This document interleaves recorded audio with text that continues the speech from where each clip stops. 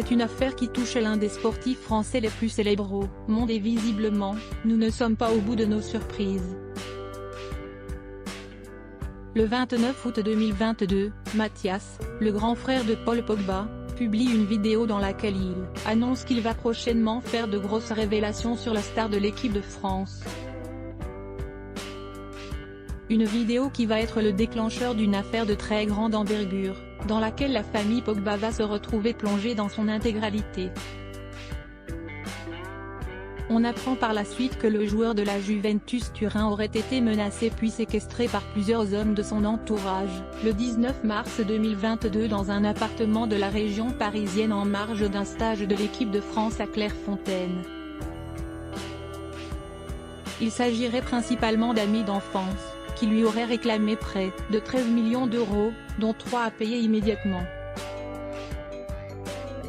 Ces derniers étaient apparemment armés de fusils d'assaut et ils portaient des cagoules. Les enquêteurs se sont donc intéressés à ce petit commando, parmi lequel pourrait figurer Mathias, qui a été mis en examen aux côtés de 4 autres suspects, puis placé en détention provisoire le 17 septembre dernier. Comme le révèle Le Parisien, dont les informations ont été confirmées par des sources judiciaires, un 5e homme vient d'être mis en examen dans cette affaire pour extorsion en bande organisée avec armes, arrestation, enlèvement, séquestration ou détention arbitraire en bande organisée et association de malfaiteurs criminels.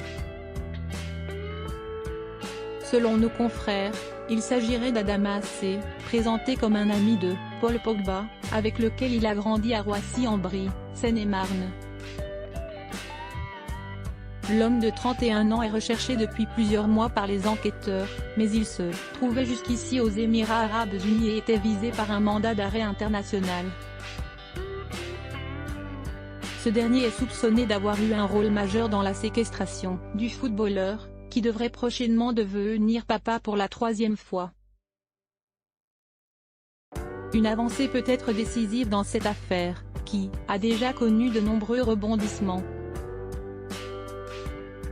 Toutes les personnes mises en examen sont présumées innocentes jusqu'à la clôture de ce dossier.